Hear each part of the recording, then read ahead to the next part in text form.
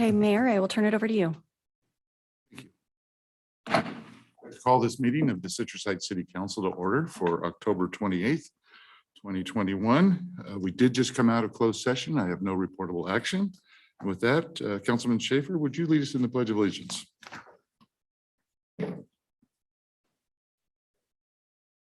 Allegiance to the flag of the United States of America and to the republic for which it stands, one nation under God, indivisible, with liberty and justice for all.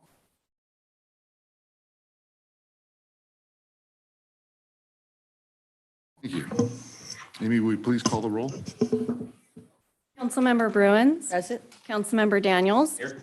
Councilmember Schaefer. Here. Vice Mayor Middleton. Here. And Mayor Miller. Here. Tonight's meeting of the Citrus Heights City Council is cablecast live on Metro Cable 14, the local government affairs channel on the Comcast Consolidated Communications and AT&T Uverse cable systems. This meeting is closed caption and live streamed at citrusheights.net. Tonight's meeting replays on Monday, November 1st at 9 a.m. on Channel 14. And this meeting can also be viewed on the city's YouTube channel. Thank you. And with that, is there any changes council members would like to make to the agenda? If not, I'll accept a motion to approve. Second. Motion by Daniels, second by Bruins. All those in favor? Aye. No opposed. Motion carries unanimously.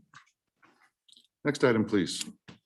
Next item is presentation number 4, Proclamation of the City of Citrus Heights recognizing police department records and support staff. And I will turn it over to Chief Turcotte for the introduction. Thank you.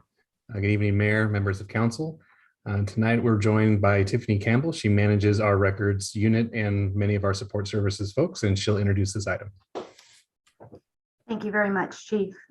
Mayor Miller and council members, good evening.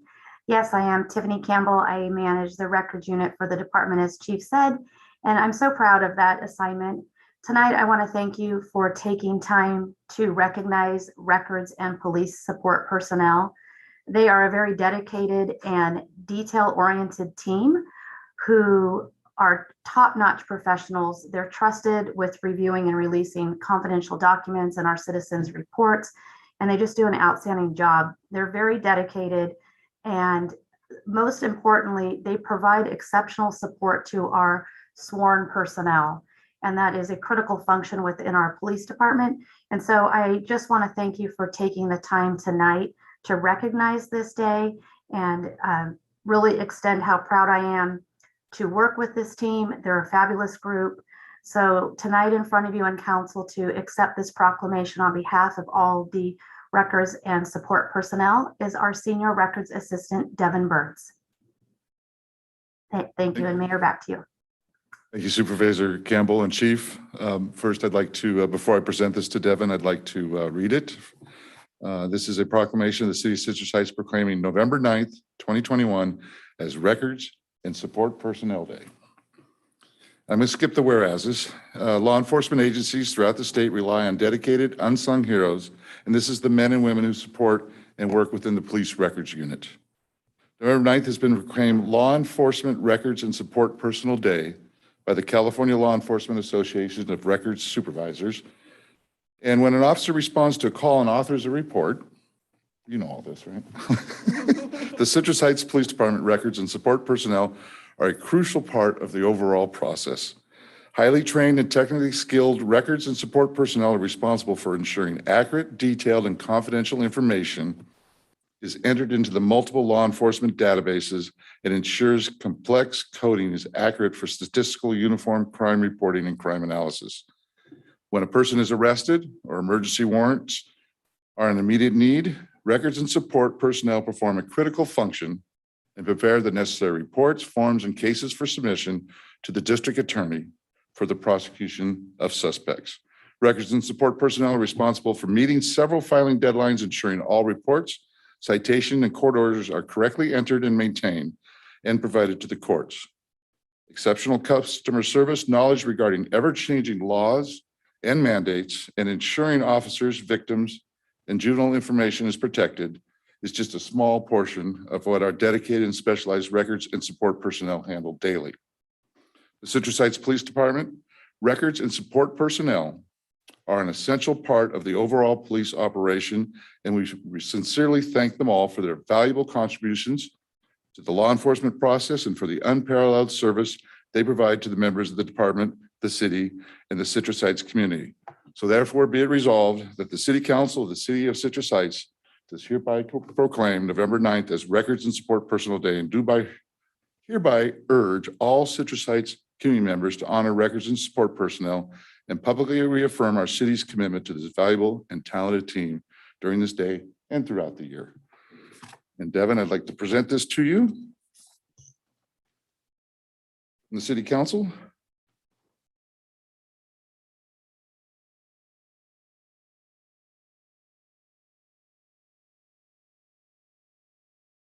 Thank you. You're welcome. It's not over till the paperwork's done.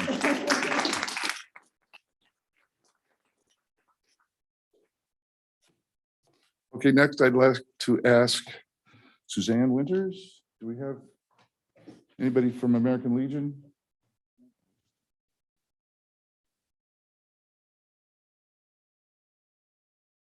Hey, Suzanne, I have a proclamation for you.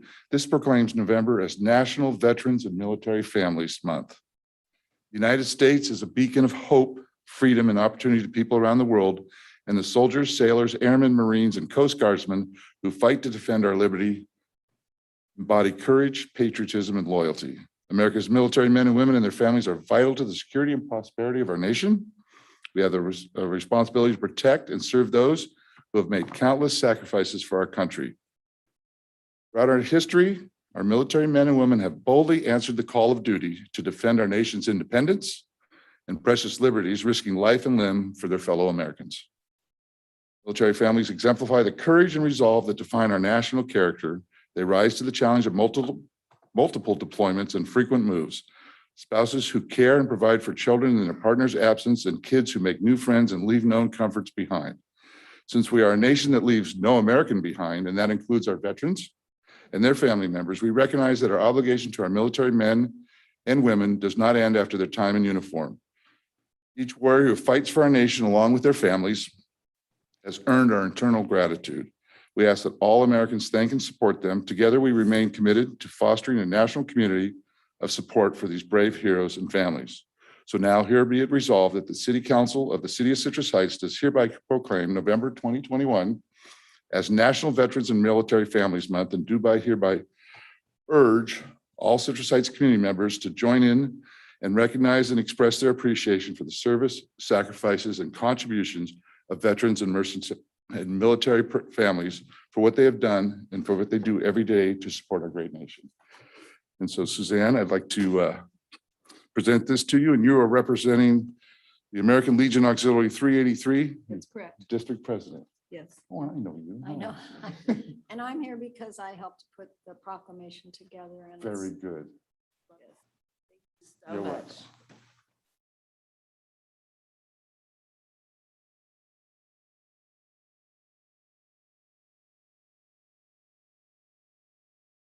Yes, Mayor Miller, first, I'd like to thank you very, very much in the City Council of Here, Citrus Heights. you get the microphone. Thank you so much for honoring us with this proclamation. I don't know how many of you realize that 22 of our service members daily take their lives to suicide. So this proclamation acknowledges their sacrifice, it acknowledges and honors their service. And this proclamation was actually written in 2013 by Obama and then followed up again in 2019 by Trump, declaring a proclamation to honor our veterans in November. So many of us don't know that November has been set aside for our veterans. So I thank you so much for helping us get it out there to our citizens to recognize and honor our military family. Thank you so much. Thank you.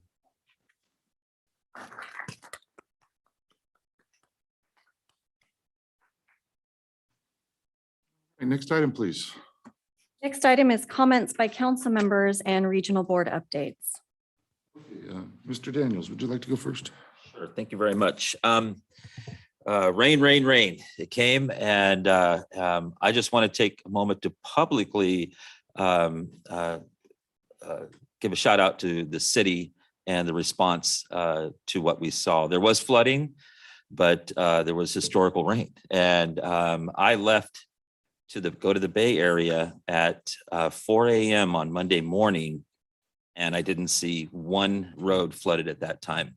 And so in our city, I should say, saw some other roads. But I just want to thank, I saw a crew out during the day, Sunday, doing some stuff and, trying to keep drains cleared. And so just a shout out to those guys that really made it happen.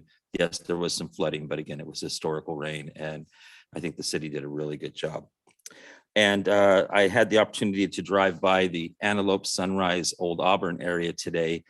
And I just want to say that I want to do a shout out to Chief Turcotte, the police department, and the others that are doing what they're doing and keeping that area looking good. It is much improved. And I know that people and businesses over there appreciate that extremely. And so thank you for getting that done. And that's it. Thank you. Councilwoman Bruins? Thank you. Just want to dovetail a little bit on what Brett said regarding flooding. We had minimal flooding actually compared to what we used to experience before we took over the responsibility of keeping our creeks clean and implementing major drainage projects. And that goes back many years, but over time, what it does is it keeps the water flowing in our creeks and not backing up. Remember the days when we could not drive past Sylvan because it was mostly underwater. So Regina and her crew did a great job, and thank them for that. Haven't had a whole lot going on. Sanitation Board has been meeting basically once a month rather than twice a month for a while, as our big project is beginning to wind down. We did attend on Friday the District Attorney's Annual Awards Lunch, which was really special because last year we didn't have a chance to do it. And every year, they packed the ballroom at the DoubleTree, and it was wonderful to sit with our police chief and other members of the city staff. And every year they have a speaker or a panel or a subject matter that they focus on. And this year it was on victims and how victims of crimes, murder specifically, someone who's lost their life and their families have been left with this void, and there are lots of different circumstances, how the victims are getting lost in the shuffle as legislation has continued to soften the penalty for crimes and what they're doing about it. And I have to applaud these people because they, each one of the 4 or 5 families who lost a loved one, some law enforcement officers, some children and all different circumstances, they've taken the banner and they've run with it, and they're turning it into proactive good work for the community as a whole. So that was really a treat to be there. I just also want to do a shout out, meant to do this a couple council meetings ago. I don't always read word for word the annual adopted budget, but I did this year, and it's a 2-year budget. And I want to thank staff, first of all, for the incredible job they did putting this together. It's a very valuable instrument. And for just the general public, you can find it on our website. It's a wealth of information. It's just not a list of numbers and dollars and expenses and revenues, but the publication itself is a really good overall representation of where we've been, where we are, what our goals are, where we're going. So if you want to learn just as a whole, what the philosophy in our city is and what the things are that we want to accomplish, this is a really good document to read. I really enjoyed it. And finally, I want to give a shout out to our police department and our police activities league, who are, as I speak, hopefully winding down close to a 4-hour reverse trunk or treat event that's been going on since 4 o'clock this afternoon. It's our second year doing it. They expanded it in to the Dignity parking lot. Traffic is flowing well. Kids are getting lots of candy, lots of in-person experience with our police department and other community members who've dressed up, staged an area and are celebrating Halloween with these kids in a safe manner and making it a lot of fun. So I just want to thank them. In particular, I want to thank Sergeant Janet Schaefer, who is the backbone of a lot of the creative events being put on by the police department. She does a phenomenal job. And I think she was the heartbeat of this event again this year too. That's it. Thank you, Jeannie. Councilmember Schaefer. Thank you, Mayor. It's been a busy week. By the way, I just want to iterate that. So I think Sergeant Schaefer is fantastic, but there's actually no relation at all to me. Even though we spell our names exactly the same, as far as I can tell, there's no relation there. Weren't you a sergeant once? No, I wasn't a sergeant. Oh, I thought only you got did the sergeant. E4. So I've been very busy with the library board. Our library director, Rivka Sass, is retiring. So we did a library director search. It was a national search. We had 22 well-qualified candidates apply. We went through the process of interviewing and meeting some of these folks via Zoom. We reduced that number to 6, then we reduced it to 3. And I believe we have a candidate that looks pretty good. It's in the process of negotiations at the moment, but it's a tremendous amount of responsibility in the library system. There are about 700 employees that work for the library, and there's 28 branches. So it's a pretty big job working for being the director of the library. So I look forward to announcing that soon on who the new library director is going to be. So with that, I look forward to the process of our own search for a replacement for our city manager, Christopher Boyd. So that's I think that's coming in the next several weeks, and I look forward to working through that. So with that, that's all I had, Mayor. Thank you, Tim. Vice Mayor Middleton. Thank you, Mayor. Well, we started out the week with our SACOG board meeting where we went over just housing elements, transportation elements. At the beginning of the meeting, we had an informal session where I was able to give a presentation about what we've done with all the money that we have received from SACOG, from our transportation, roadways, Auburn, even to Sunrise Mall and our retail to rooftops. And everyone was really excited about that information and how we're really making sure that we leave an imprint on the region.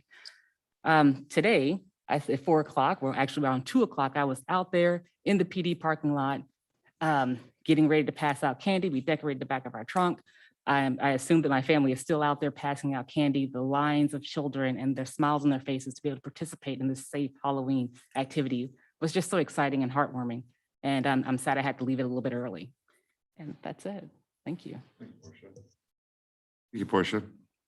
For myself, really the only thing of note, I was with Jeannie at the DA's lunch. I think Brett was there too. Yes, you were. I know you were. I did just think that. So was I. Oh, Portia, you were there too. Wow. It's been a long week, folks. But on Monday night, we had a regional transit meeting. The one thing of note, and you'll be hearing this in the news, I'm sure, is the city of Sacramento has requested and is proposing a homeless safe ground to use a portion of the unused Roseville Road Light Rail Station parking lot. It's a very complex deal and a lot of parties involved, including Caltrans and the Federal Transportation Administration. Not too happy. I got on that board to deal with transportation issues. Their plan does look viable as far as creating a safe zone around it. Since they are providing a place for the homeless to go, they can actually roust them out, and they promise to provide security, indemnify RT from any kind of lawsuits or civil actions that could come across. Because that was my biggest thing is something could happen, just like there a couple months ago where the homeless camp caught fire and a bunch of RVs were on fire, and it was underneath an overpass, and it's not structurally sound. We've got to repair it. And so a lot of concerns, but we did authorize the general manager to at least discuss their proposal with them. So we'll see how that goes. Other than that, while we honored our veterans for the whole month, I am aware that our local Foreign Legion, I'm sorry, conducts a Veterans Day ceremony at Sylvan Cemetery. It's very respectful. It's very nice. I've been there 16 years in a row. I really enjoy going. I won't be able to do this year, but Portia has agreed to represent the city.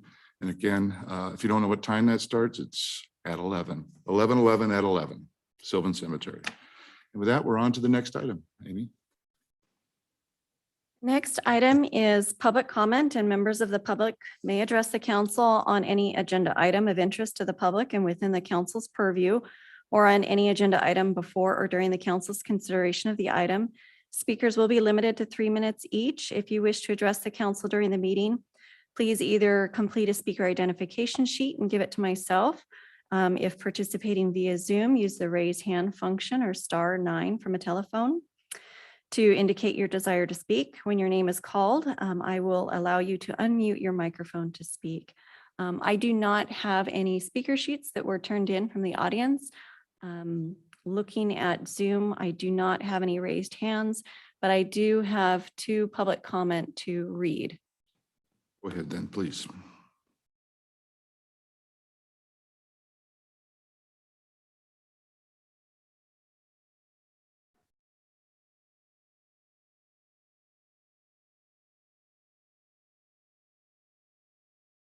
The first public comment is from Dr. Jana Karpinski-Costa. I know it is not an action item at this time, but I wanted to add my comments to yours. Firstly, I sure hope we do not change the name of our Citrus Heights Community Center at all. It took many years and a lot of effort by many people to become a city, and we have touted our city name wherever, whenever we could. I am proud of our name and like to speak the words wherever, whenever we can. I participated in the stakeholder group who met, discussed, and even toured surrounding communities and set the criteria for what the community wanted. The building is truly a reflection of our past and our future. Secondly, if you feel compelled to name the building something other than the building belonging to Citrus Heights, you should bring the issue to a vote of the people who built it. You have the flash vote system is placed and generally reach a good number of people who generate a good number of responses and comments. You could hold a nomination period for suggestions and then vote on the top suggestions. Thirdly, if you feel compelled to recognize someone who has passed from whom you feel has contributed to our city, such as Mary Purvis, Kathy Cook, Jean Duncan, or someone who was instrumental in getting that building constructed, Congressman Dan Lundgren, who got us the land, Henry Tingle, who scrimped and saved to pay cash for the building, or the Rotary Club, who wanted seating for 900 people for their crab feed, or anyone else you fancy. Why not name one of the areas in the building, such as the 3 conference rooms or the 3 ballrooms? I vote to keep the building as Citrus Heights Community Center belonging to the community of Citrus Heights. Next public comment. Please consider the issue for the item on the item 13, ban on mandates, that it is more than a simple item on the agenda. This is about the deepest principle of life, and it has to do with freedom or tyranny. Do what's right and good. Don't be afraid of anything or anyone. Let the chips fall where they may. You will never regret doing what is right. Your children and many of us will remember you for it. May God bless you and give you strength. Victor Chobin. And that is all of the public comment. And did anybody squeeze in just before the wire on a hands up? Or anybody wish to speak tonight? Otherwise, we'll move on to the next item. I do not see any at this time. Next item, please. Our next item is consent calendar items 6 and 7. What is the pleasure of the council? Move approval. Motion by Daniel, second by Bruins. Tim, did you? Okay. Shared it with me. All those in favor? Aye. Any opposed? Nope. Motion carries unanimously. Next item is public hearing. The subject is Final CARES Act Amendment Number 4 to the 2020-24 Consolidated Plan and 2020 Action Plan for CDBG CV3 funding, Amendment 1 to the 2021 Action Plan and 2022 Action Plan and funding allocations for the Community Development Block Grant Program. There are 3 resolutions for council's consideration tonight regarding the CARES Act. Good evening, Mayor, Council, Stephanie Cotter, from the Housing Division. I'm the Housing and Human Services Program Coordinator, and this is the second meeting to review the CDBG allocations for next program year, allocate the remaining CV funds, and then also consider an amendment to increase the amount of funding to this signalized intersection improvement project. And as Amy mentioned, this is a public hearing. So just a little bit of background, Citrus Heights is an entitlement community. So we receive an annual amount of funding of about $600,000 a year. We also recently received a special allocation through the CARES Act of CDBG CV funding. So prior to each program year, before the city is allowed to access its funding, we have to adopt an action plan that outlines what activities we're going to do for that year and how much funding we're going to allocate to each of the activities. In July, we issued a notice of funding availability for the CV funds that are remaining and also the 2022 public service funds. In September, the Quality of Life Committee met with staff and we developed draft funding recommendations. And then in October, earlier this month, the City Council held the first public hearing to receive feedback on the draft funding recommendations. Since that time, we have not received any comments or feedback on the draft allocations. And this meeting is to review the final funding recommendations, which are the same as the ones proposed to you at the last meeting. So here's a look at the proposed recommendations. As a reminder, this includes the remaining CV funds and then also the funds that we anticipate getting for next program year in 2022. So there's a total amount of $327,000 for the remaining CV funds, and then about $90,000 is what we're anticipating in public service funding for next year. So many of these applicants that are recommending funding are people who already receive funding from the city, nonprofits, but there are 2 new ones, Pride Industries, which took over the Sylvan Job Center, and then Eco App Performance, which we did not recommend funding at this time. So I'm open and available for questions if you have any, and if not, I'll move on. Questions for Stephanie? No questions? Okay, great. So the remaining funding would go to the General Services Department for projects that have been identified in the Capital Improvement Program. In the proposed actions that we're requesting you to approve tonight, as I mentioned, there's 3 of them. So the 3 resolutions include the resolution to award the rest of the CDBG CV funding, the amendment to the 2021 action plan, which is the current year action plan, to increase the funding to the signalized intersection improvement project, and then lastly, the 2022 action plan and funding allocations for next year. So the recommendations are listed here for your consideration. The first one, before I move on to the other ones, is the public hearing. So I'll turn it over to you, Mayor. Thank you. And I will open the public hearing. And looking for anybody who wishes to comment on this item here in the room or any raised hands. I don't have any speaker sheets and I don't see any raised hands. Last chance. If not, I'm going to close the public hearing. And thank you, Mayor. The recommendations, the 3 resolutions are listed on the screen for your consideration, and I'm available for questions. thank you. And with that, I'd entertain a motion I move approval. of item 1. I think we got to take them separately. We got to take step. Yeah, this is one of those, we got to read them all. Move approval.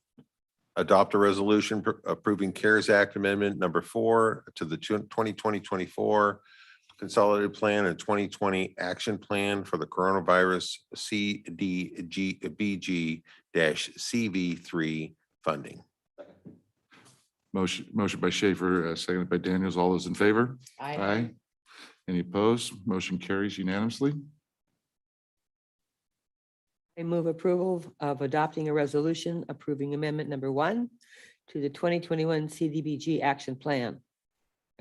Motion by Bruin, seconded by Daniels. All those in favor? Aye. Any opposed? Abstentions? Nope. It also passes unanimously. Who wants the long one? She does.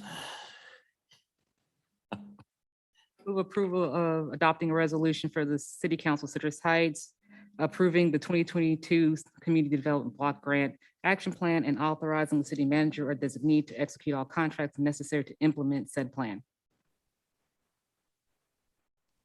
Motion by Middleton, Second. seconded by Bruins, thirded by Schaefer. All those in favor? Aye.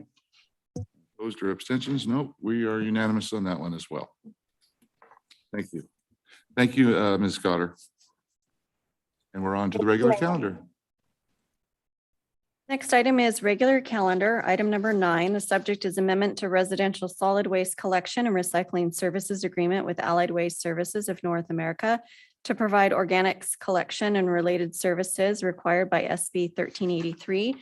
The recommendation is to adopt a resolution authorizing the city manager to execute amendment number 2 to the 2016 amended residential solid waste and recycling collection services contract with Allied Waste Services of North America, subject to the outcome of a Proposition 218 public hearing on the rate increases, and to schedule the public hearing for January 27th, 2022 to receive written protests from property owners affected by the proposed rate increases as prescribed by Proposition 218.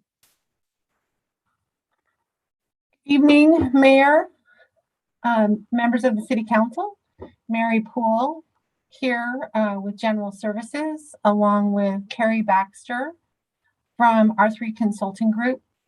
Also with us tonight is Tony Perez, the General Manager of Republic Services, and Anna Rullion, who is the Municipal Services Manager.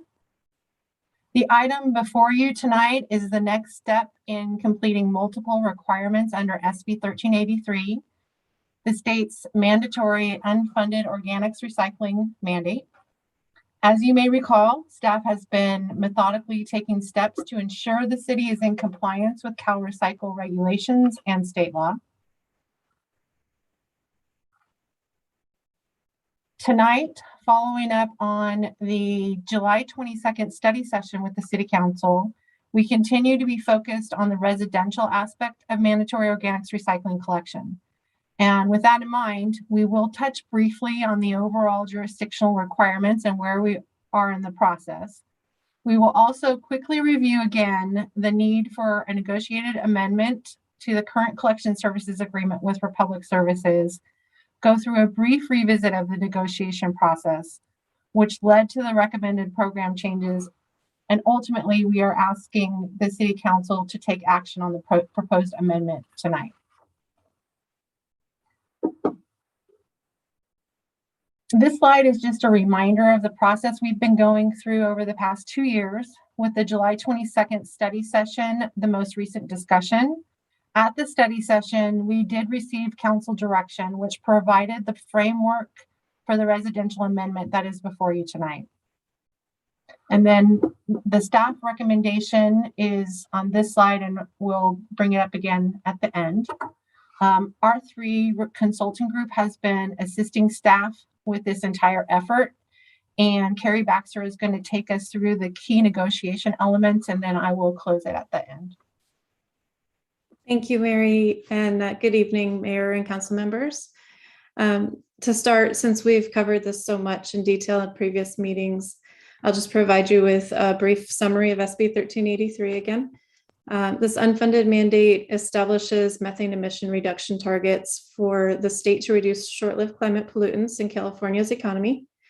As a reminder, the state's defined organic waste to include yard waste, yard clippings, leftover food scraps and food soil papers, as well as lumber, textile, paper, and cardboard.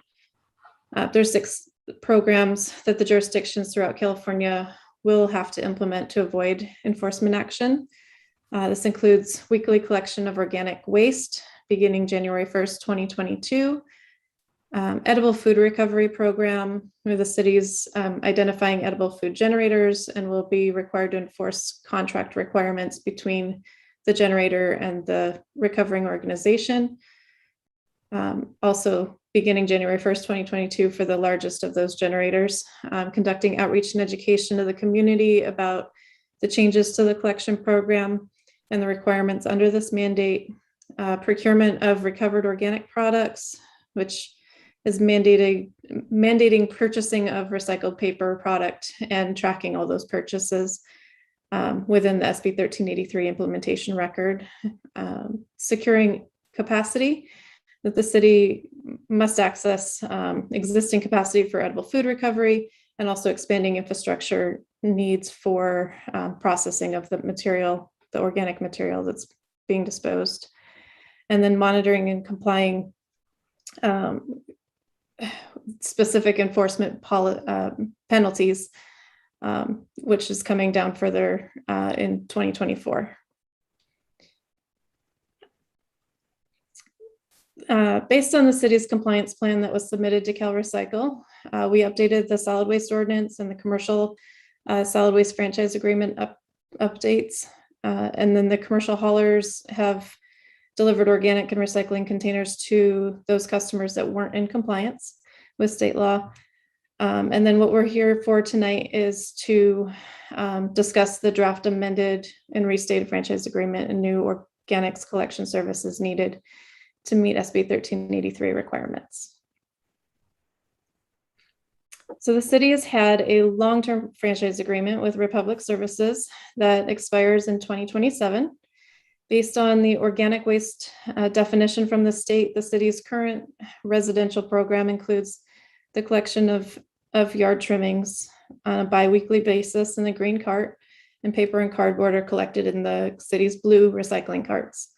However, with food waste being introduced into within SB 1383, the current agreement will need to be changed to work in the collection of both food waste and green waste. Over the last 9 months, we've been working with Republic in good faith to negotiate a contract that meets that requirement. So key components of the negotiations included collection carts and collection and cart options, processing options, outreach and education plan, additional Republic staff to assist city with required route monitoring and reporting requirements, and the implementation schedule to meet SB 1383 timeline. So tonight we are recommending approval of the draft amended and restated agreement that's been negotiated with the Republic. And city staff is also requesting a hearing to be scheduled in January and send out Prop 218 notices. After conducting the hearing, the new rates and services would become effective July 1, 2022. So during the negotiations, city staff's goals were to maintain high service levels at the most cost-effective rates. As Citrus Heights has not raised rates beyond CPI since 2006. In fact, customer rates even went down 5% for 2 consecutive years in 2013 and 2014. That's very significant. Not very many cities see that. As you can see on the screen here, rates today are only about $1 higher than they were in 2010. And that's an average of an increase of about 9 to 12 cents per month on an annual basis over the last 11 years. So the key to all of this is that the current collection services in the green cart need to change from a bi-weekly collection of yard trimmings to a weekly collection that includes both yard trimmings and food waste. So our negotiations were centered around that, making that happen at the most cost-effective way. As shown in this table, Most residents are subscribed to the 64-gallon container for collection for garbage. Current collection rates for a garbage, recycling, and green waste cart is $22.82. Contractually, the city is obligated to approve a rate adjustment that ranges between 1.75 and 3.5% effective January 1st, which is based on a CPI adjustment. After reviewing the Bureau of Labor index that indicated over a 3.5% increase over the last year. So that means a 3.5% increase this January. So that's been calculated, and that's what's showing in the center column for effective January 1, 2022. The remaining 26% would take effect in July. And the proposed rate adjustment would, in total, between those two adjustments, take place July 1 for a total of about $7.10 or $14 per billing cycle from the current rates.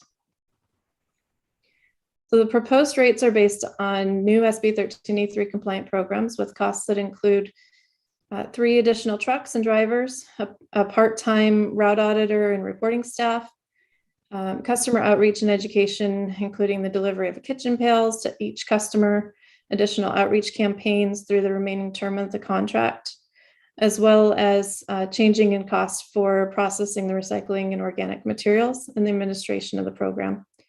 The majority of these costs are due to the change in processing of organic waste, which is when you change that food or add the food to the green waste, which currently the organics are taken to Sylvan Ranch and land applied. Once the food's introduced into the mix, the organic waste will need to be collected weekly and go to a permitted facility to process the material.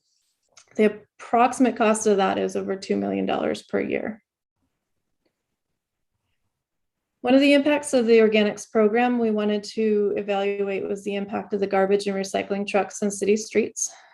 Oh, sorry, we talked about that last time. We'll definitely bring that forward next. After all is said and done, Citrus Heights is at the lower end of the spectrum in the region as it compares to refuse collection rates. As I mentioned earlier, the city is contractually obligated to approve a rate adjustment each January. So the comparison of a 64-gallon cart rate includes the 3.5% adjustment in January, and then the remaining 26% effective July 1st. Please note, Rancho Cordova is actually going to City Council on Monday night as well. That rate has not been finalized or approved yet, but it is being presented on Monday night.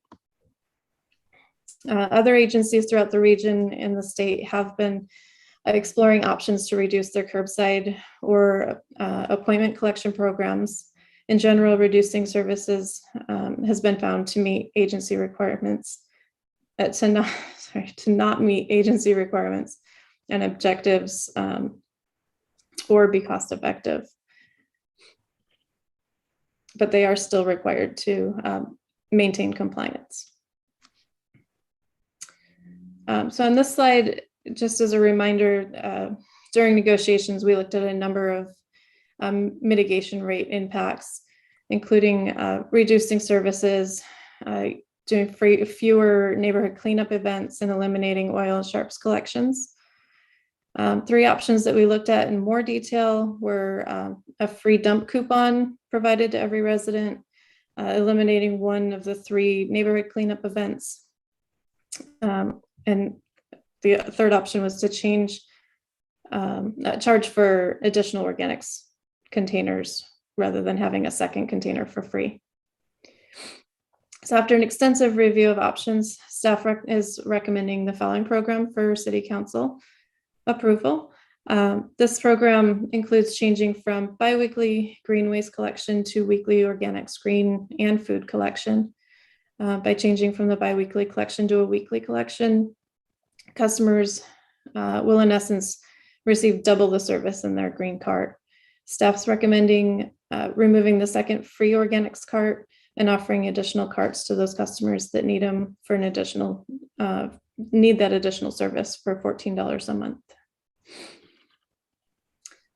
All other services would remain the same, including the extra leaf bags pickup from November to January, the 3 neighborhood cleanup events, the battery collection, used oil collection, and sharps collection, the drop-off options at NARS and other county facilities for HHW, and services also include education and outreach, customer service, a guide calendar, compost workshops, student education curriculum, and assistance.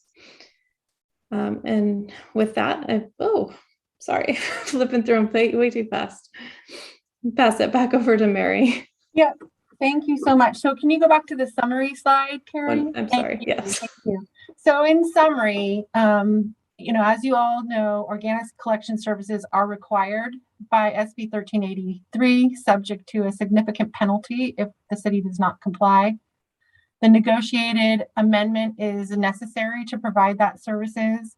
This amendment that is before you, the terms provide the lowest cost options and preserves the existing services package. It meets state's compliance requirements as per the plan that the city submitted to Cal Recycle. And importantly, Citrus Heights rates remain among the lowest in the region. Certainly, they look to be the lowest right now, but we'll wait and see as these amendments and service changes continue to roll out over the next 6 months. So the next steps would be to approve the amended agreement and schedule the public hearing, which we're asking for you to do tonight. Then with that direction, the staff will prepare and mail out the Prop 218 notice, schedule the public hearing for January 27, 2022. And then upon that being approved, then the launch of the education campaign will begin in February, with new rates and services becoming effective in July. And then just to return to the staff recommendation, which is to adopt the resolution and then schedule the public hearing. And with that, both Carrie and I are available for questions, and Tony Perez and Anna from Republic Services are also available. Thank you, Mary, and thank you, Carrie, for your presentation. Questions? Got a couple. I'm a little unclear on, so can you tell me where if I have cardboard that I want to dispose of, which cart will that go into? That's a very good question. So cardboard will continue to go into your blue cart. Plus, we are allowed to set cardboard and fold it, break it down, and set it at the side of our blue carts for collection. You could also, if you need to, set it out in your neighborhood cleanup.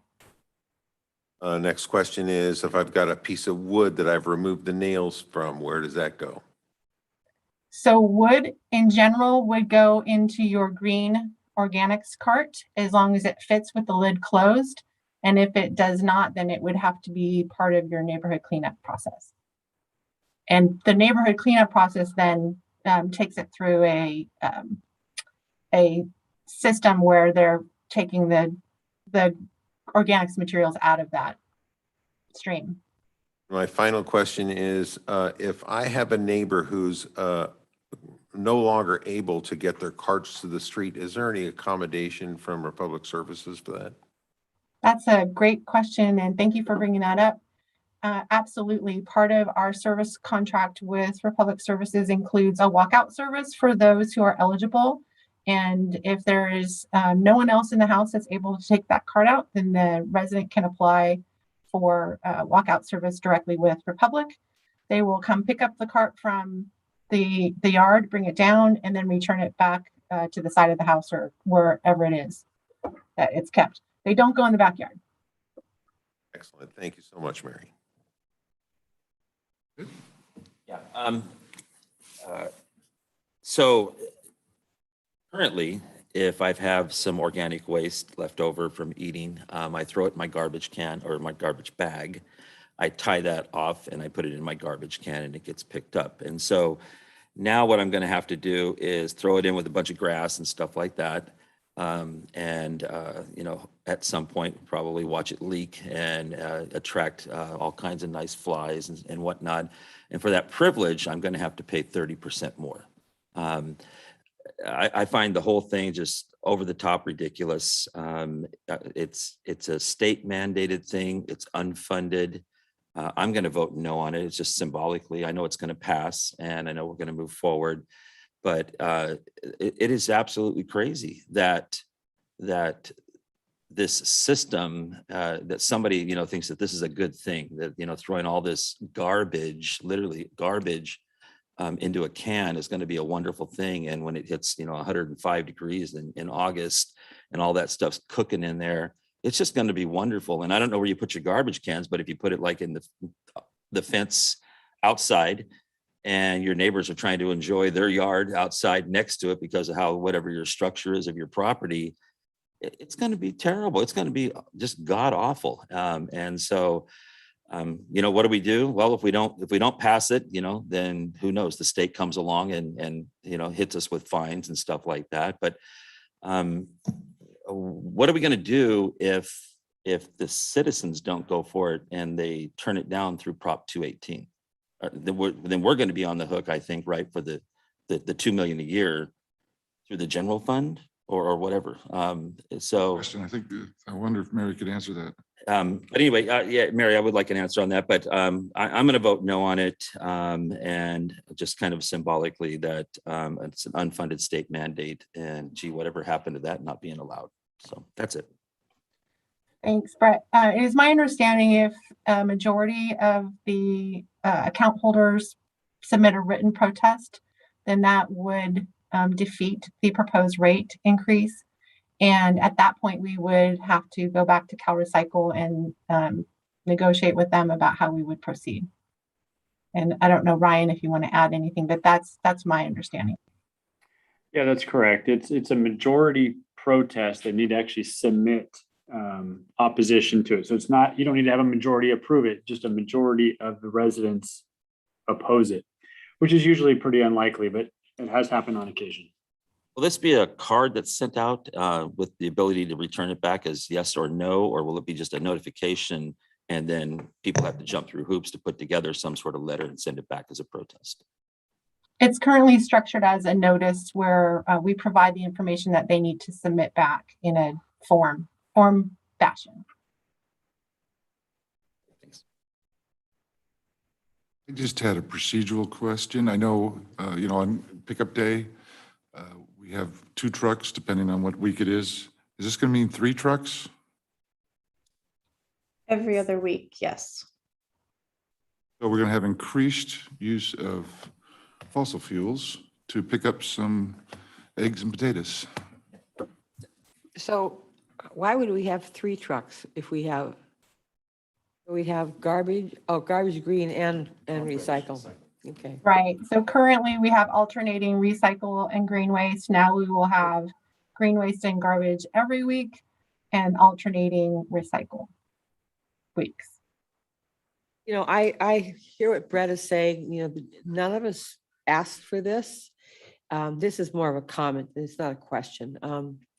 But it's here, you know, and so it's unfortunate that we have to comply with something that I wonder just how much of an impact it will have, because I think people will continue to put garbage down garbage disposals. Those of us who compost will still continue to compost. So Mary, I guess I do have a question is this going to somehow be measured? How are they going to determine whether a municipality is in compliance with this? Another good question. So we actually will be required to monitor the routes, and that's part of the cost of this amendment is to have for public services assist with some route monitoring. They will be testing contents or monitoring contents along some percentage of the routes every year. In addition, the material that's processed is weighed and reported to CalRecycle, so there is a reporting mechanism in place. The city, however, is going to continue to advocate for composting and reducing your organic load however you can, and not putting, just putting what you have to in the recycling organics container. So that's definitely our first line of effort in reducing organics waste. So I just also just want to comment. I know this was not an easy recommendation to craft, and I want to thank Tony Perez and Mary and our R3 group for the work they've done on this. We really have had a sweetheart deal for a long time with our rates on solid waste disposal, all the various cans. And we continue to have the lowest rates even with this increase.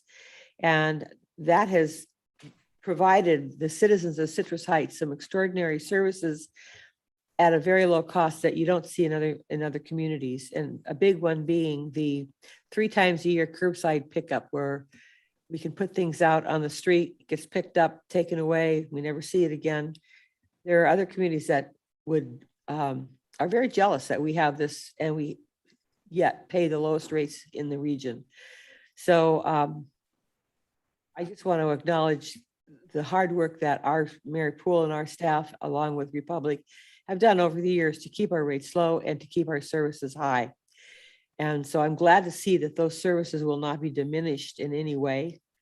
Don't like paying more for something I don't want to have, but it's been foisted upon us. And so I think it's, time for us to vote. What do you think, Steve? Yeah, unless I hadn't heard from Portia, I just wanted to check. If you didn't have anything, that's fine. Anybody else want to add anything? Okay, so I will take this one then. Oops, So sorry. I move that we approve staff's recommendation to institute a resolution of the City Council of the City of Citrus Heights to authorize the interim city manager to execute amendment number 2 to the 2016 amended residential solid waste and recycling collection services contract with Allied Waste Services of North America, LLC, subject to the outcome of a Proposition 218 public hearing on the rate increases. And then to schedule the public hearing for January 27th, 2022, to receive the written protests from property owners affected by the proposed rate increases as prescribed by Proposition 218. Motion by Bruin, seconded by Middleton. All those in favor? Aye. Opposed? And the ayes, I didn't say aye, but 3-2, the motion carries. I wanted to vote no too. I just. I think we all did. Yeah. Okay. Yeah. I was kind of curious too, but I don't think that would be pretty either. Oh. Yeah, I just wave and vote, Okay, next item, please. I'm sorry. Our next item is Record. department reports. Number 10, the subject is financial update by the Administrative Services Department.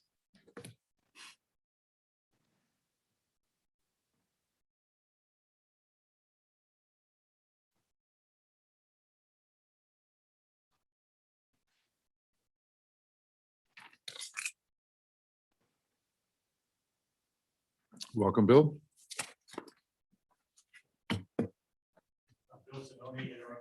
If you could turn on your microphone. I'm sorry, I am Bill Zanoni, Interim Administrative Services Director. Tammy Nasardi, Finance Manager, is here. Also, Tammy worked with me on putting this information together. What we would like to do this evening is give you a financial update on the city's general fund.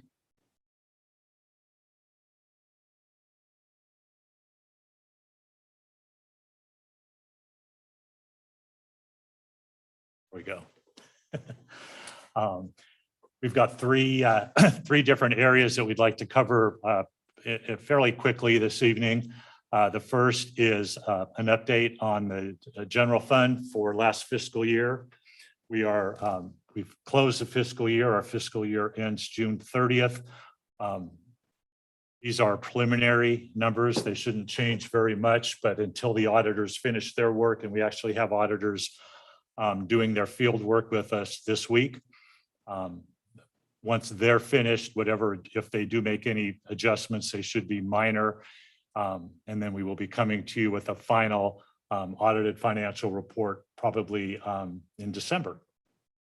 The second thing we'd like to walk you through this evening is information on our first quarter performance for the general fund for the period from July 1st through September 30th. And then finally give you a quick update on our 10-year financial forecast. So for the general fund for last fiscal year, our operating revenue, we budgeted revenue of $30.7 million. We ended the year with revenue of 33.8. So our revenues, operating revenues were $3.1 million over the amount that we budgeted. In addition to that, the city received 2 one-time federal funding dollars in last fiscal year. We received a CARES Act funding of $1.1 million, which was used to help fund police department operating costs. And we also received a reimbursement of $2 million from FEMA and Cal OES for the cost of the Great Plates program. And there's expenditures on the other side that pretty much matched that amount. They actually paid us back? Yeah, they actually paid us back. They have paid us. There's a small amount they owe us, but they've guaranteed that it's coming. They've approved it. And so we've recorded it in our revenues. So yes. For our general fund, again, our bottom line operating revenues were $3.1 million more than the amount we budgeted. One of the largest pieces of that difference is sales tax. Sales tax is, you will recall, or you may recall, when you originally adopted the last 2-year budget, we had a sales tax revenue estimate of $12.5 million. When we came back to you in June of 2020, when COVID happened, we, along with other cities, projected a reduction in sales tax revenue. In reality, what happened in this city, as well as other cities, is people stayed home. They didn't go out and shop, but they did shop from home. And so our sales tax revenue actually increased a little bit last fiscal year rather than decreasing. So sales tax revenue was up $2.2 million over budget. The other significant items were, we saw a reduction in utility users tax, and we've seen that drop over time. And that is mainly a function of more and more people relying on cellular phones rather than landlines. So we're not getting the taxes for that we have in the past. We saw a significant increase in our building permit and plan check fees last year. There were several new developments, one of them being Mitchell Farms. The Community Development Department is projecting that revenue will continue into this fiscal year, the first portion of this fiscal year, and then drop. This is not an ongoing revenue at this level, but it was last fiscal year. We saw the next to the bottom arrow under community center rentals. The community center was pretty much closed last year due to COVID. So we typically receive about $450,000 a year. And last year we received pretty much $0. And then the bottom line is other revenue. And these are one-time revenues that the city gets for things such as reimbursement for damage to city property, reimbursements for insurance claims. They're not something that we typically budget at a high level because we can't count on them, and it varies from year to year. Last year, we received more than what we had budgeted, and more than what we have received in prior years. Expenditure side, excuse me. Our budget for operating expenditures was $34.4 million. We actually ended the year with $3.1 million less in expenditures than was budgeted. And then separate from that, because I didn't feel it was fair to add that into the number above it, it distorts it. We did incur costs of $2 million for the Great Plates program, which was not a budgeted expense. So bottom line expenditures were 1.1 million, but big difference is under expenditures in operating departments. And you can see here that the three main areas where there were under expenditures were in the Administrative Services Department. The major portion of that was in Human Resources. We did less testing last year. We did less recruiting on the police department side. So we had less background checks, which is a significant expense. Police department, as you're well aware, was holding positions vacant last year. So their police department underspent its budget by about $2.7 million. And the community development department underspent its budget by about $265,000. The major portion of this was in planning. It was from a vacant position, and pretty much through most of the departments, because of COVID, departmental operating expenses were less. There was in pretty much each department, less office supplies, less travel and training.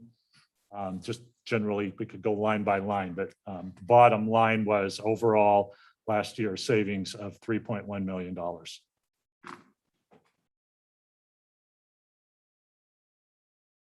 This just breaks that 3.1 million down by category. The major portion of that was in salaries and benefits from vacant positions, operating costs, and we did underspend the community support budget last year.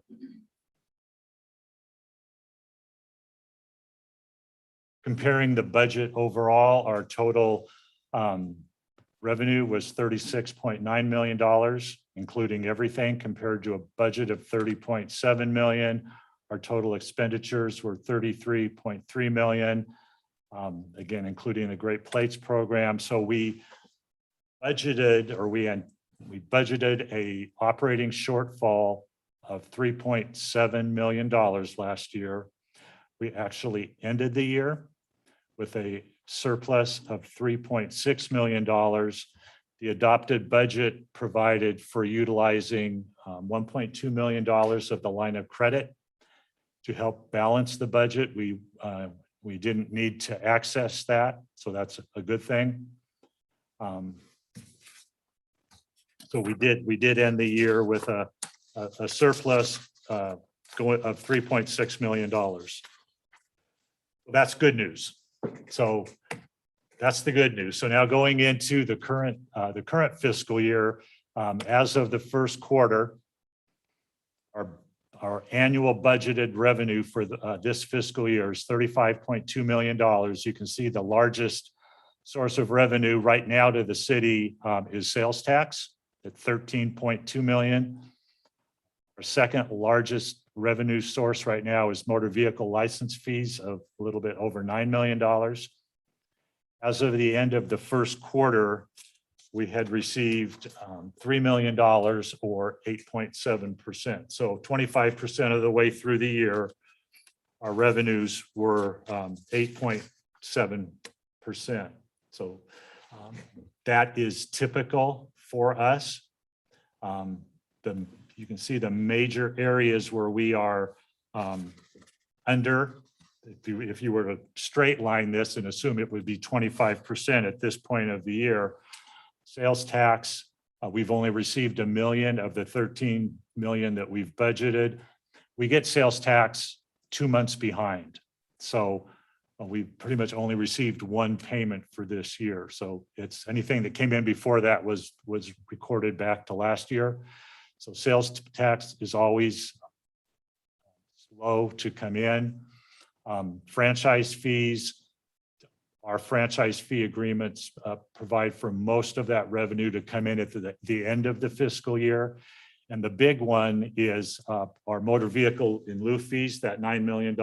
We get half of it in January and the other half in May. So between July and when we get the first payment, this motor vehicle payment in January, we're kind of in a dry spell, if you want to call it that, and we're kind of running off of reserves for a while.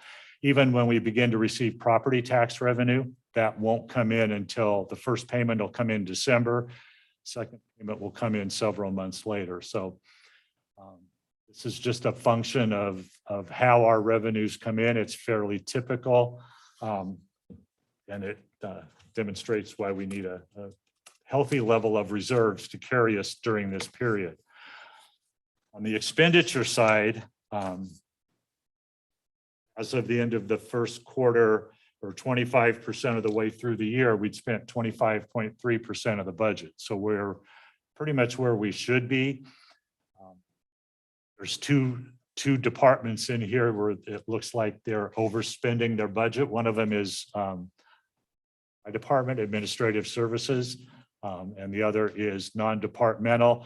The reason for that is in the administrative services department is the risk management budget. And in July and August, we pay our annual insurance premiums, workers' comp and liability, so it's heavy loaded up front.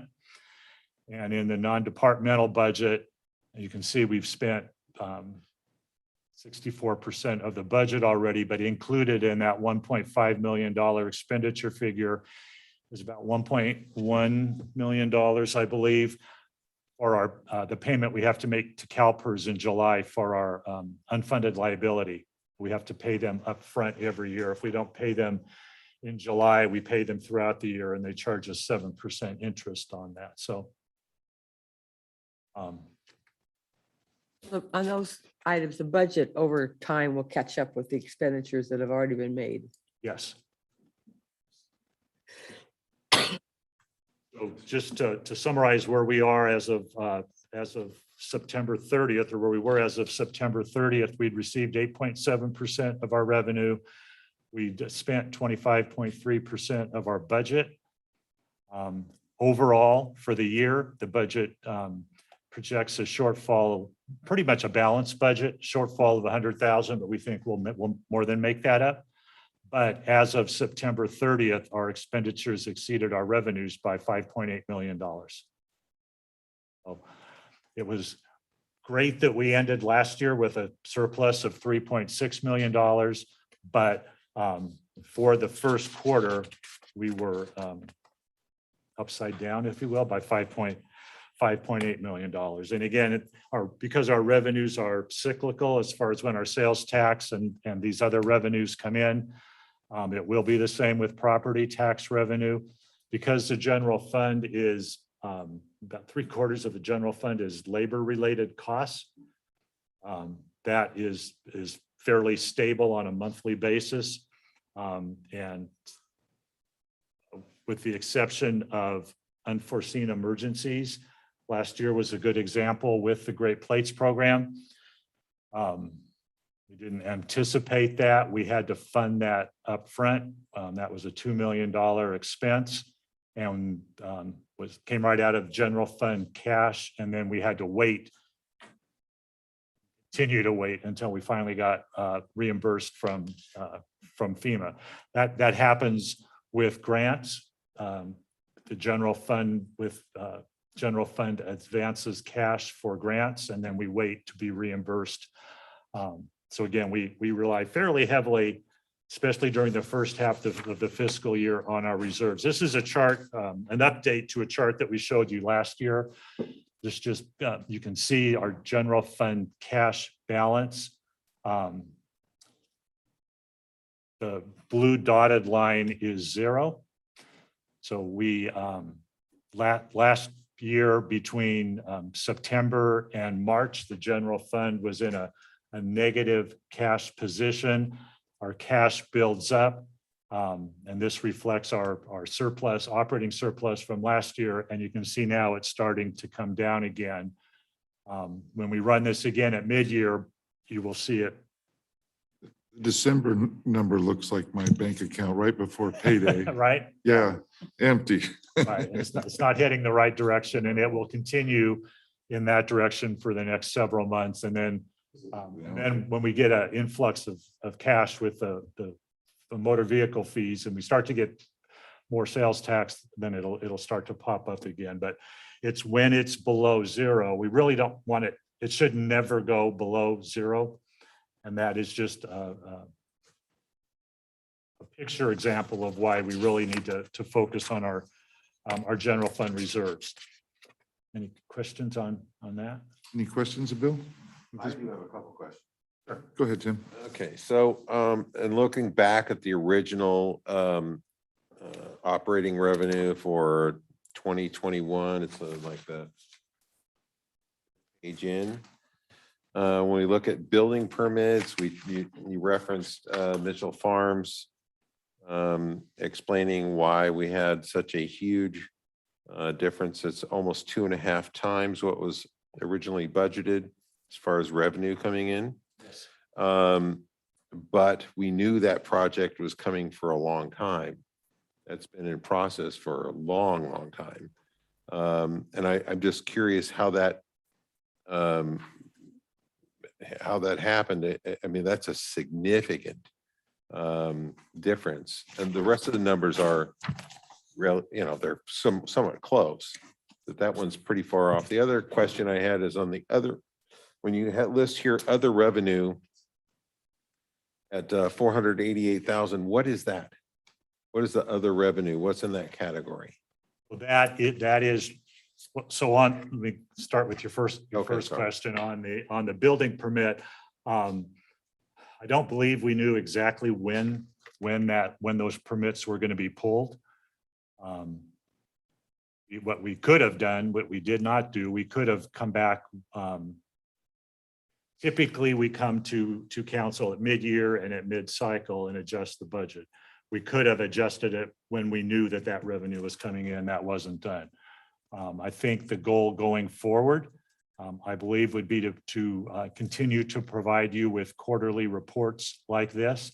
And when we do see a significant change in revenues or a significant unforeseen expenditure, that we adjust the budget accordingly so that it is more reflective. That wasn't done in the last 2-year budget cycle. My concern is we made a lot of decisions based on this information that we had at the time. We laid people off. We did a lot of things were based on the numbers we had. And now we're kind of looking back, and we probably could have saved ourselves maybe a little bit of heartache. I don't believe so. And let's look at the 10-year forecast. These are one-time revenues. These aren't revenues. These aren't revenues that we're going to continue to see on an ongoing basis. If there were, I would agree with you 100%, but they are one time. And when we look at the 10-year forecast, that might help. Maybe not, but that. The other revenue is it's probably 20 different categories, but they are we receive reimbursement from our insurance carrier for when we have employees on workers' comp. We get reimbursed for damage to city property. I can go through and prepare a list for you, but it's just a miscellaneous, a lot of small items, and it just came in higher last year than what we had anticipated. We don't expect to see that every year. We don't budget for it because it's not anything that we can count on. I was just going to make that point. There are probably things that we're giving an educated guess based on last year, We look at prior the kind of years. historical trends and Right. what makes Yeah. that up. They're not expected things to happen. Right. Another thing I was made aware of, despite the Mitchell Farms development, also because of COVID, people stayed home and they remodeled projects. And so the building department told me they were Building just department swamped was with busy those. all year long. Yes. And they're busy so far this year, but they are projecting that by by December, it's starting to slow up by December, that it's gonna Slow. So again, it's one-time revenue, it's good, and it's carrying us forward into the next year, but Right, as my grandma would say, it's counting your chickens before they hatch, right? right. Which again is just, I think what I was hoping to show with this chart is that revenue put us in a better position going into this year than where we were last year at this time, because last year in September, the general fund was overdrawn. Those look better. The 10-year financial forecast was last reviewed by the city council in January. We've gone through and updated. We've added a year onto the end. The last one that you saw ended in fiscal year 29-30. Now we're going out to 20-30-31. We've incorporated the adopted 2-year budget into this document. We've updated our pension unfunded liability numbers. We've gotten, every year we get updated figures from CalPERS. We get that in usually August or September. So that's incorporated in here. We've included the first portion that you've allocated, the $5.3 million of ARPA funding for police staffing. It's in the budget, and it's included in this financial forecast. We've also added partial funding for streets, and when we look at the numbers, what I did is I will recall, I believe our current need for funding for streets, and Regina Cave explained this in detail, and she can certainly explain it much better than me, but in order to maintain our streets at the level that they currently are, we need to fund about $7 million a year over a period of a number of years in order to increase our street index above what it is, and to improve it. That $7 million a year figure should be in the neighborhood of $12 million a year. But in the last forecast, we had nothing in here. What I have plugged into these numbers are the amount that based on what we're forecasting our revenues to be and what we're forecasting our expenditures to be, but we can fit in there without having our reserves drop below the minimum level. And I'll show you those numbers in just a second. And then the last thing that has been added from what you saw last or earlier this year, excuse me, is Auburn Boulevard. The city is going to be obligated to make a match of $4 million for Auburn Boulevard. When we issued the line of credit, that line of credit was sized with the intent several years ago of using $4 million of the line of credit for this project. The line of credit has to be repaid by September of 2024. Excuse me. So if we draw it down now, we've got to pay it back in 3 years. So for purposes of this plan, I've assumed that we would fund this project with Auburn Boulevard, which again, depending how you look at it, there goes our $3.6 million one-time surplus from last year. But so that's what's changed since last year. This is at a high level. Included in your packet was a more detailed version. I didn't try and put that up on the screen because it's hard to read. With the exception of the streets and Auburn Boulevard, this is not significantly different than what you saw, what we went through in earlier this year. What is in here right now are street repairs of $600,000 in 23-24. And the way that I came up with these numbers is I tried to keep our bottom line ending reserve balance from dipping below our minimum reserve. And the city council policy for general fund reserves is that reserves will not drop below 17% of general fund expenditures. That is the minimum that's recommended by the Government Finance Officers Association as a bare minimum. And in fact, we're going to, our intent is to have a discussion with the Finance Committee and with the council later this year about possibly increasing that. A little bit higher level, that's going to be a little bit, provides us a little bit more of a safety net just based on our cash flow needs. But based on the current reserve policy, we can fund, and based upon this level of revenues and expenditures, somewhere in the neighborhood of $2.5 million a year for street repairs. So over this 10-year window, what is in here right now is $17.9 million for streets.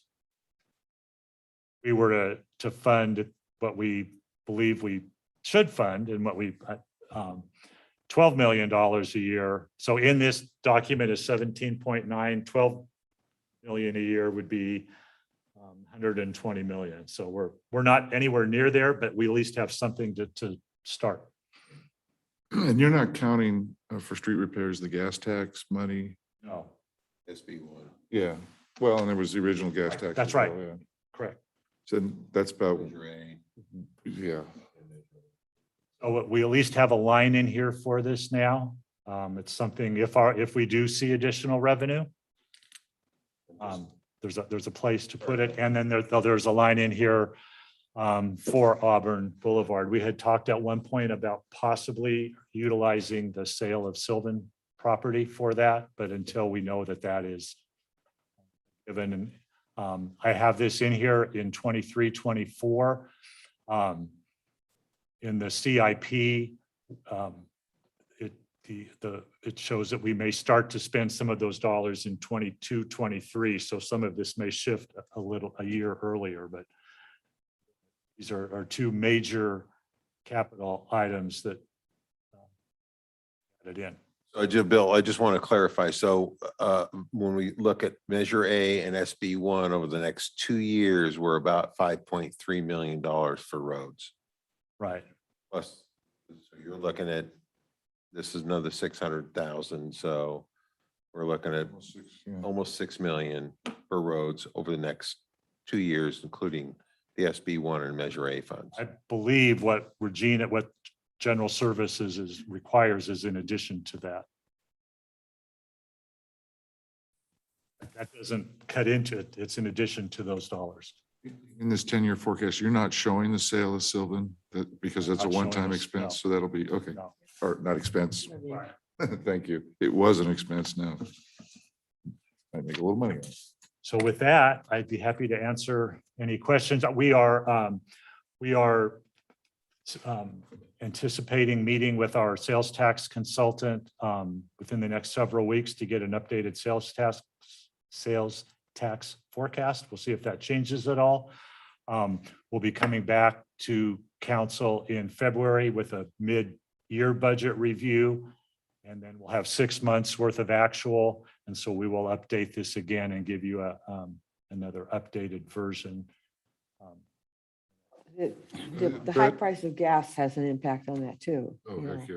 Sorry, I mean, the high price of gas, that's right. you know, increases our sales tax too. Not that I want to pay Right. $4 for gas, but we are, and it does have an impact on, Yes. positive impact on our sales tax. Right, I saw your hand up. You know, it's a good report. You know, it is. It's nice to see that we have more than we expected and we spent less than we thought we would. It doesn't get any better than that, I think. And those two things together, if I did my math right, came out to 7.3 million as a change in our position. 6.2 extra million and 1.1 less in expenses. And so I'm a little disappointed on the the 3 million or whatever it is right now that's that we're showing in the fund.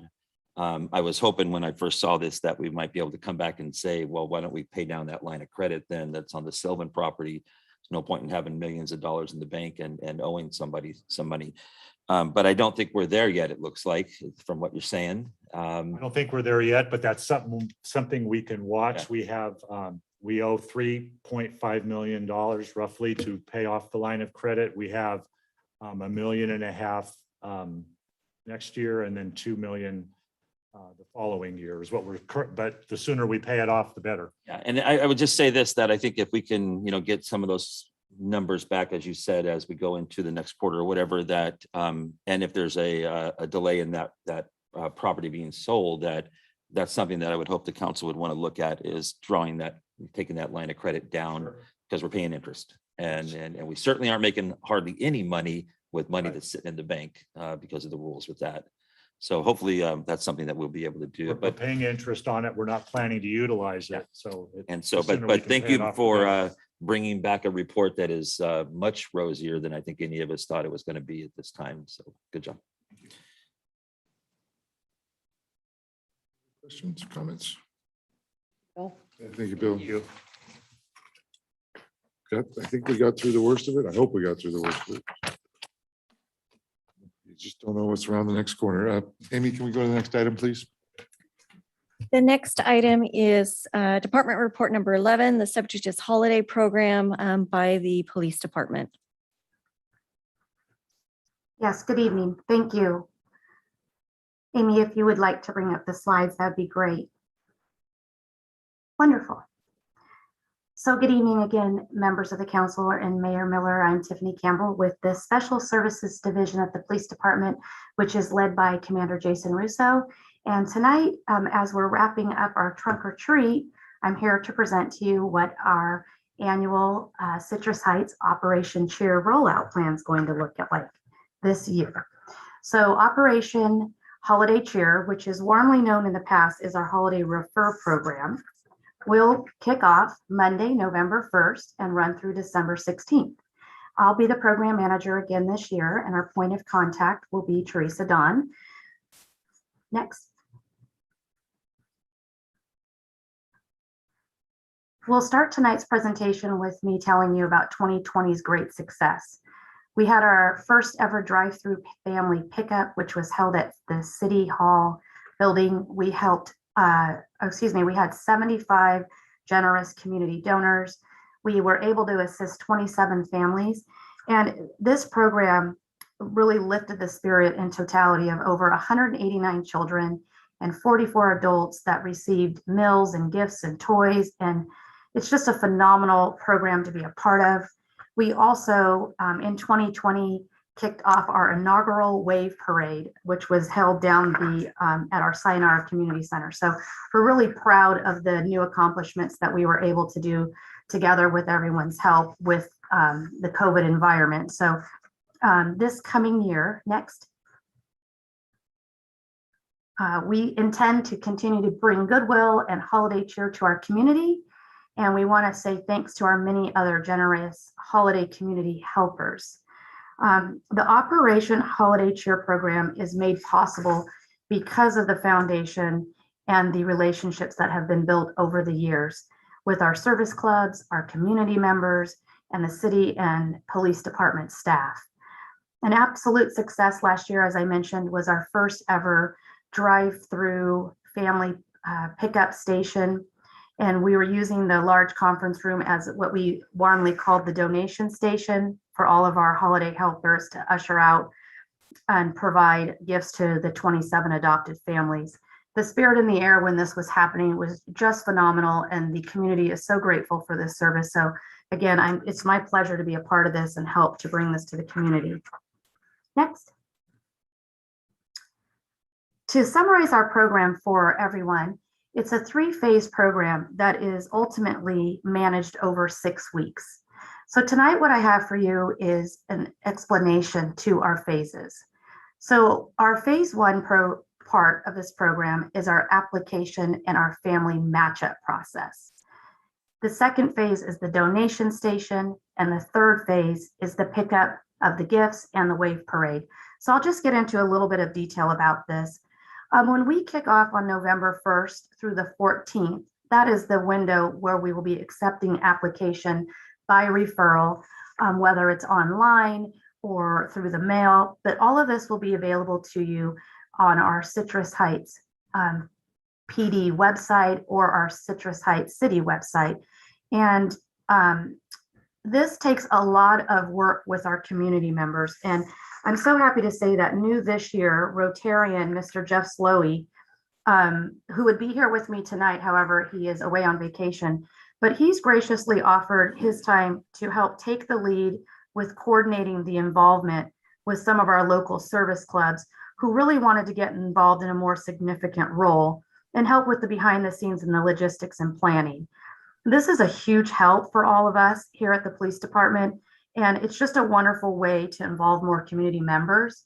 So this year I decided to present this to you in the three-phase program so that you would have a better understanding of how we all work together to make this work to lift the spirit of everyone within our community.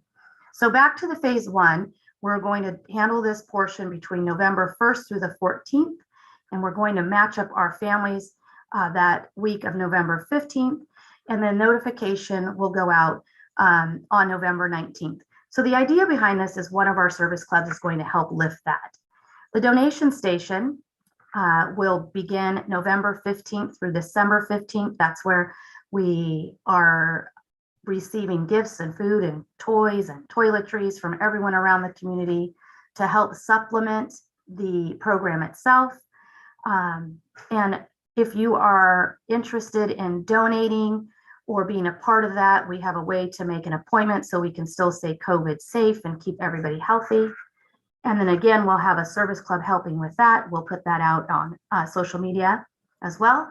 And then phase three, that's the pickup. That's the wave parade. That is, truth be told, some tears of joy come from all of us, and we all pull together and help provide all of this to the citizens in our community with just an absolute warm hug and show them our gratitude for being part of what we're doing here together. So the drive-through family pickup will take place again, same as last year. Save the date, December the 16th.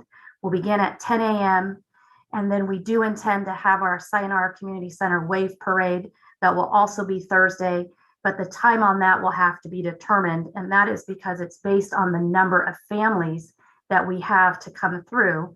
So we need to work through those logistics. But I'm just very happy to present this to you again and let you know that with the help of everybody in our service clubs, this is what makes this possible. And this is what our community and our city is about. And that's why we are calling it fondly Operation Holiday Cheer. And on the next slide, I have put for you, if anyone in the community has questions, or maybe if you would like to get involved to volunteer to assist us, or perhaps you would like to adopt or sponsor a family.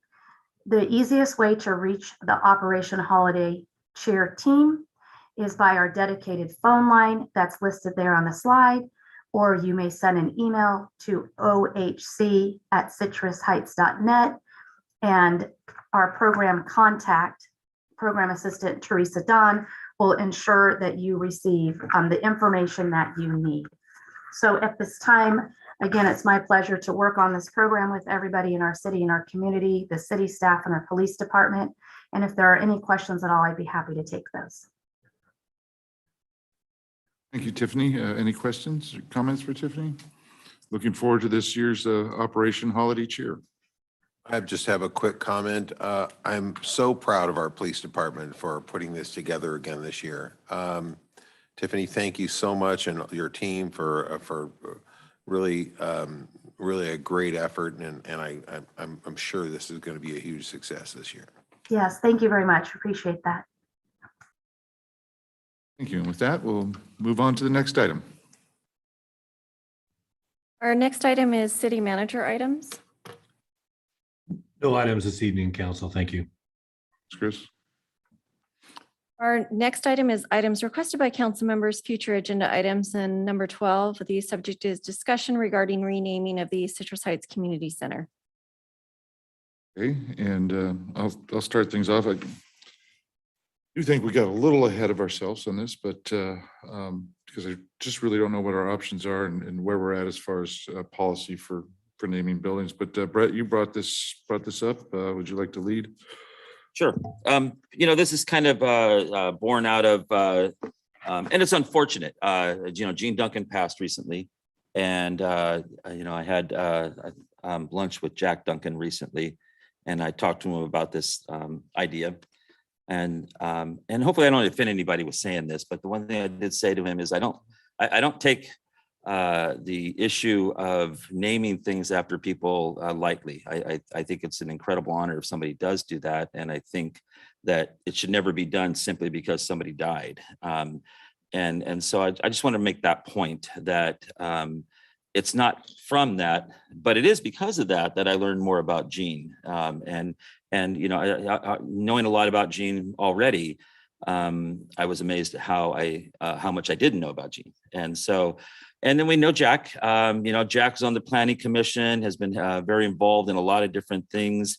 And between the two of them, they've been involved in incredible things. And they've been in the Rotary, the Seroptimus, I hope I'm saying that correctly. And Jack was on the Planning Commission. And I mean, these are two people that are about as entrenched and synonymous with success of Citrus Heights, that you could probably come up with in our city's history.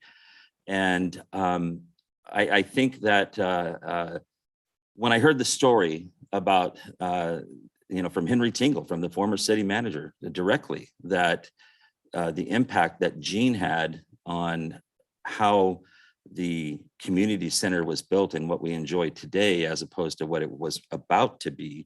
I just see this as a great opportunity to honor two people who have significantly, again, they were involved in these organizations. And there are people that get involved in organizations because they love it for their ego. They love to be able to say they're in something or part of something.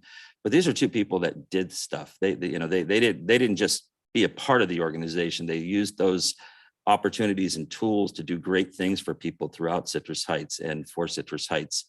And then the mayor, kind of tops it off 2 weeks ago with, I didn't know Jack and Gene Duncan paid for the fountain out in front of the community center. I mean, it's just, to me, it's just a kind of an opportunity to express that appreciation, to give them that honor. I think it's a great honor. And I wanted to comment on Dr. Jana's Kaprinski-Costa's email. I took that with a lot of weight, and I agree with her almost entirely on that email, that you can look at this in different ways. But I wanted to be clear, I didn't want to drop the name of Citrus Heights from the community center. I would like it to be called the Citrus Heights Jack and Gene Duncan Community Center. So I'm not looking to drop our identity of Citrus Heights connected to it. And I'm not looking to simply honor these two people because of their activities with the community center. I think the community center is the opportunity to do that. And so I hope that makes sense.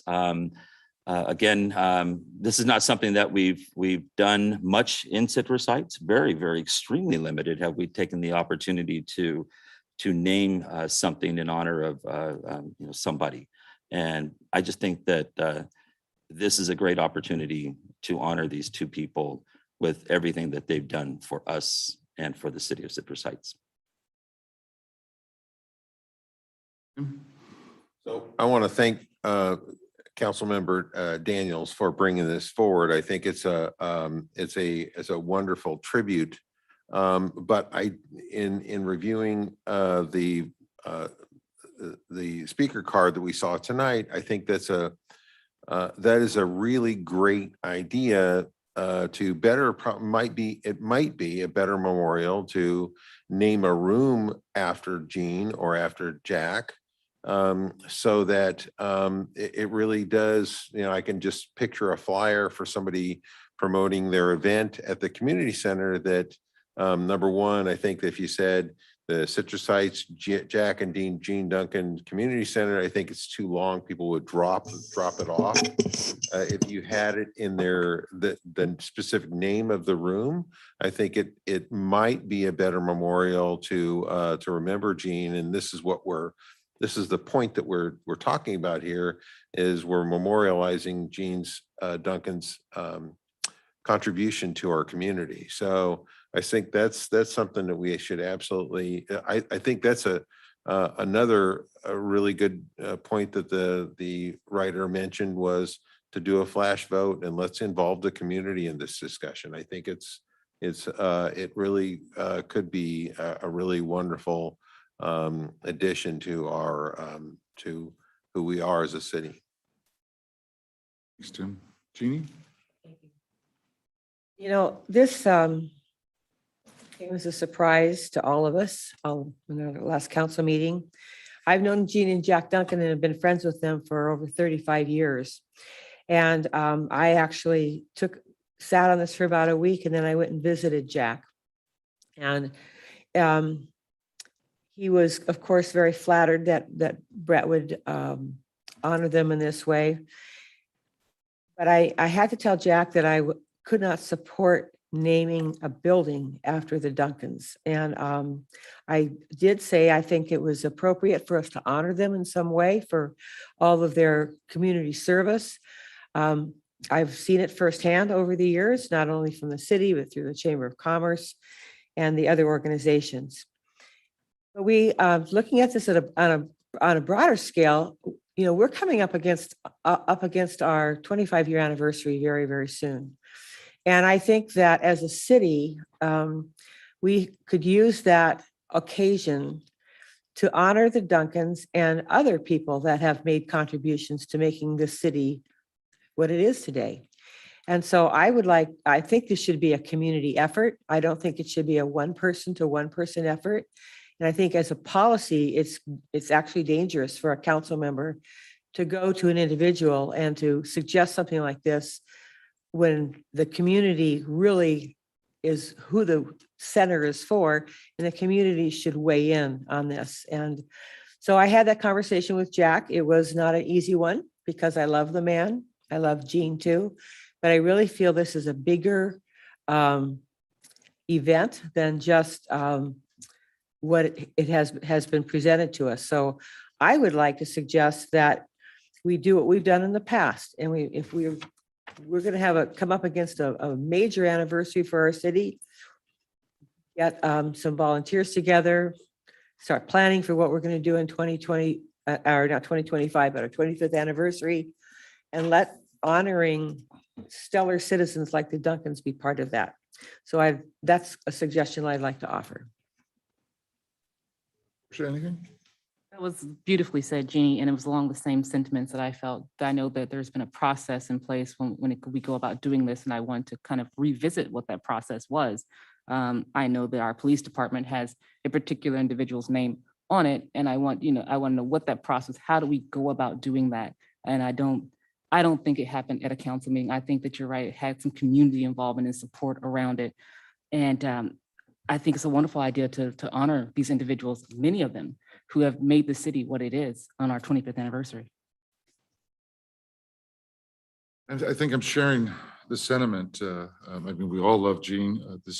But this is not about any one person. It's about the process. I know we struggled.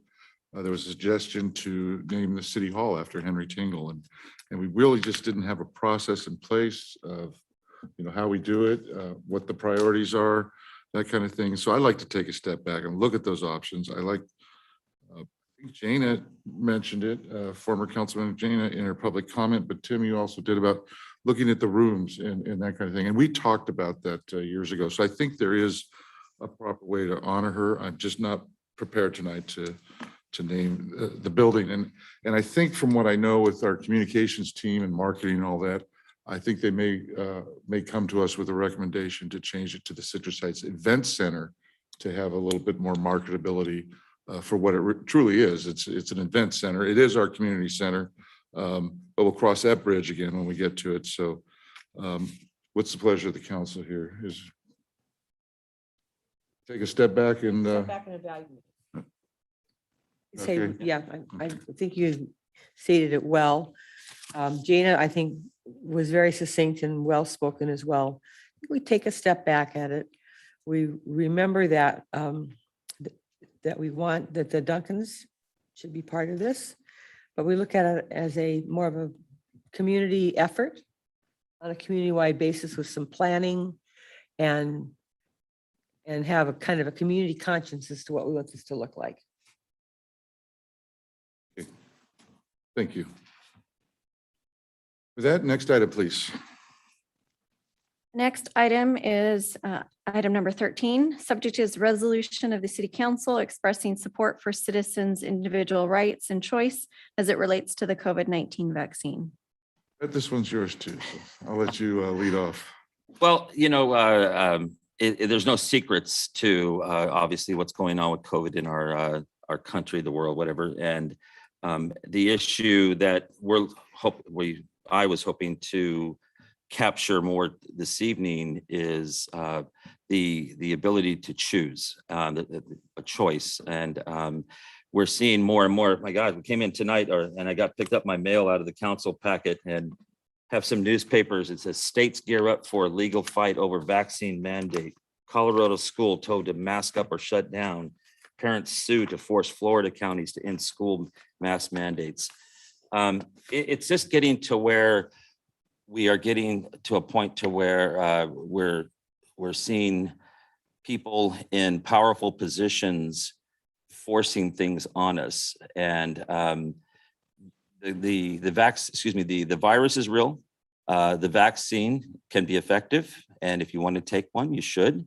And if you don't want to take one, you shouldn't have to. And so over the last 2 weeks, I've worked with Council Member Bruins in formulating a resolution that gears things more towards the choice of people and urging employers, companies, government entities, and whatnot to allow for choice. I don't have that resolution in front of me. I don't know if anybody else does and can read it if we need to. But I think all the other council members have had a chance to see it. And so it speaks for itself. It does not include the restriction on passports, vaccine passports for businesses. And I want to make sure that our employees understand, while it does not specifically say that the city will oppose any mandatory mandate of vaccinations on our employees. If we get to that point, we'll revisit it, I think, and see what we want to do about that. But we're letting our employees, through this resolution, know that we believe they have a choice and they should be able to choose what they want to do in regards to getting the vaccination or not. I think one of us should read the resolution so that people know what we're voting on, up or down. I'll do that if you like. I don't have it with me, so. Okay, so basically it says, the title of it is the resolution of the City Council of the City of Citrus Heights, California, expressing support for citizens' individual rights and choice as it relates to the COVID-19 vaccine. It says, whereas every citizen who wants a vaccine possesses the right to obtain one. People have the right to refuse vaccination based on religious, medical, or personal reasons. And every medical intervention requires informed consent and the right of refusal, including the COVID vaccine. Whereas the City Council desires to express its support for the rights of individuals and families living in our community to direct their own health futures. Therefore, be it resolved and ordered that the City Council of the City of Citrus Heights encourages people to make an informed decision, assess risk, and make the best decision for themselves and their families regarding the right to determine if they should receive the COVID-19 vaccine. And two, the City Council encourages families to voice their opposition and concerns regarding mandates for students to be vaccinated or wear a mask. Three, the City Council supports all employers, including private sector, education, public agencies, and including the City of Citrus Heights, to allow employees the choice as to whether or not to be vaccinated. So that's the crux of the resolution, and I want to thank Councilmember Daniels for allowing me to work with him on this. The things that I objected to have been removed from it. I didn't want to see mandates on businesses for anything. Even if I supported perhaps what the mandate would be for, I think we need to remain a business-friendly community. And I also didn't see how we could possibly make an imposition on the school district since they have their own governing board as to what they should do, but we can encourage our families to express their opinions. So, and thank you, staff, for taking those thoughts and putting this together, and turn it back over to you, Mayor. Thank you, Jeannie. And before we continue with our discussion up here, I'd like to make sure that we don't have any speaker cards for this item. No, I do not have any speaker Read cards. one earlier, I think that was meant for this item. Correct. And, okay, I was just looking, no hands up, no speaker cards. Okay. You're next. I have a couple of comments here. Number one, I want to say straight up that I was vaccinated. I received my first shot back on February 27th. Sorry, February 27th and March 27th. So I've been vaccinated for quite a while. I believe in the vaccine, but my personal choice is that I also believe in liberty. And if I believe in the vaccine, I believe in the science, then I'm protected. I don't need I'm not concerned about being around someone who's unvaccinated or doesn't even wear a mask. So, but again, I think this really speaks to our own liberty in this country. And when we start issuing mandates that we have to do these sorts of things, I think that really infringes on our own right to the pursuit of happiness. Sure. I understand the thoughts, and I appreciate the thoughts of my colleagues. This is, however, something that I don't believe that we should be involving ourselves. Any decision you decide to make between, your health and your healthcare provider is your business. And we don't need a mandate or a resolution saying that you can do whatever you want to do. We live in America.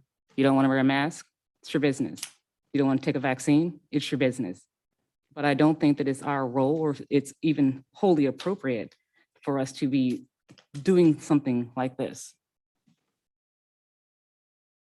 And my opinion, I have pretty strong opinions. I'm going to apologize in advance. I have some prepared comments and I'd like to read them if you don't mind. Usually I don't write these down, but it's important enough. And about this resolution being about choices, I think section 1 states that quite well. We encourage everyone to make an informed decision, assess risk, and make the best decisions for themselves and their families to determine if they should receive the COVID-19 vaccine. I agree with that. I would add that this informed decision is between you and your doctor and your personal physicians. And you should consider not only protecting yourself and your family, but everyone you and then they come into contact with. And informed decisions does not mean considering and believing misinformation, conspiracy theories, or that the whole thing's a hoax that are being spread on social media, cable news networks, and the opinions of politicians like me. Everyone and anyone can refuse the vaccine. Mandate does not mean we're going to come to your house and tie you and your children down and inject you with the vaccine against your will. Let me be clear, you do not have to be vaccinated. You get to. That's the amazing part of what's going on in a record speed. And that brings me to section 2 of this resolution.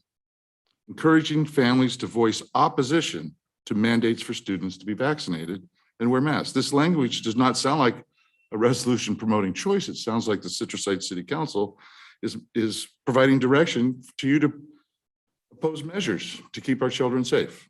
It doesn't sound like a choice to me. It sounds like a direction. And currently K through 12 students are mandated to be vaccinated with 4 doses of polio, 2 doses from, not all at once, 2 doses of measles, mumps, and rubella, 5 doses for whooping cough, tetanus, and diphtheria, 3 doses for hepatitis B, and 2 doses for chickenpox. Now, one dose of the chickenpox vaccine prevents 95% of moderate infections and 100% of severe infections, very similar to COVID-19 vaccine's efficacy. My understanding, once approved for children 5 and over, this vaccine, this COVID-19 vaccine will be added to this list of vaccines I just listed for admittance to school. You have the choice to have your children vaccinated or not. Like all the other vaccines, if your kids do not qualify for a valid exemption and you choose not to have them vaccinated, there are consequences to your choices. Vaccine mandates for schools have been ruled in numerous court cases to be constitutional and enforceable. I'm not too sure if I object to the language in section 3. It says employers should give employees a choice to be vaccinated. That's already happening. So why do we need to state that? It should also warn employees about choices coming with some consequences. Citrus Heights does not have a mandate policy. We have no plans for such a policy. A recommendation for a vaccine mandate is not in front of us tonight, and quite frankly, would not be within our purview to create such mandates for schools, other public agencies, private businesses. Instead, I support their choices to keep their students, customers, and employees safe. Typically, our meetings are reserved for conducting the business of Citrus Heights, and this resolution is the exception. Not one of us here is a physician. It only politicizes this whole COVID discussion, and is, in my opinion, a waste of time tonight. And it's a huge disservice to the men and women on the front lines who have carried the world through this pandemic. In a time when I expected our country to come together to keep fellow Americans from dying, it is the ones who continue to politicize and downplay the 700,000 plus deaths. Our country has suffered through disinformation and conspiracy theories. And this is keeping us from fully opening our businesses, hospitals, schools, travel, entertainment venues, on and on. Your freedom to do as you please stops when my freedom starts. I support your personal choice to vaccinate, wear a mask, or not. 86.7% of the people in the state of California has chosen to get at least one dose of the COVID-19 vaccination. I commend them for their courage and encourage all in fear of this vaccine to talk to your doctor before making your choice. We can do better than this. And so for my choice, I choose not to support this resolution. Thank you for your time. What's the pleasure of the council? Go ahead and move the resolution. Motion by Daniels. I'd just like to say, first of all, Steve, I want to thank you for your thoughtful words. And I agree with much of what you say. I also do believe in the freedom of choice, but I also think that what you said, that section 1 really says it all. It does. Yeah. So if I would be inclined to modify the resolution, just confine it to section 1. Well, and part of that for me is adding something about discussing this with your family physician. Yeah, encourage you to make an informed decision, including a discussion with your family physician or primary care provider, something like that. Yeah. A substitute motion? That would be my substitute motion. Can you read number 1, please? So the substitute motion would be that we resolve to encourage people to make an informed decision, including having a serious discussion with their family physician or their family doctor, primary care physician, to assess the risk and make the best decision for themselves and their families, including the right to determine if they should receive the COVID-19 vaccine. And I guess the only thing I would say to that is that I almost don't see the point of the resolution then. This resolution was to encourage people to have choice and to encourage people to speak up for their children and whatnot. And it seems like we've really diluted it down to just, hey, go talk to your doctor and make it, and that'll be fine. I think we've, with this discussion, for me, it helps me to see other perspectives as well. Part of what you said, Steve, sounded like mandates coming from your opinion. Yeah, So yeah. I don't agree with that. Why don't we just set this aside and reconsider it?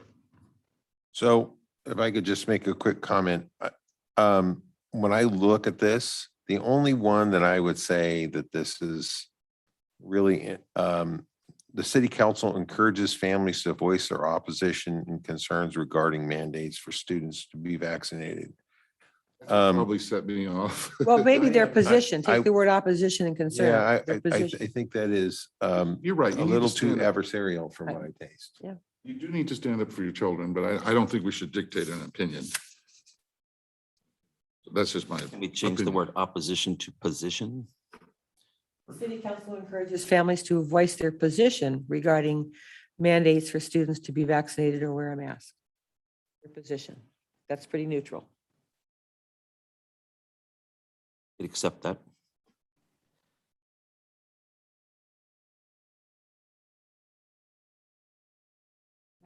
Sections 1 and 2, but Does that change? yeah, but I am still not 100% comfortable with 3.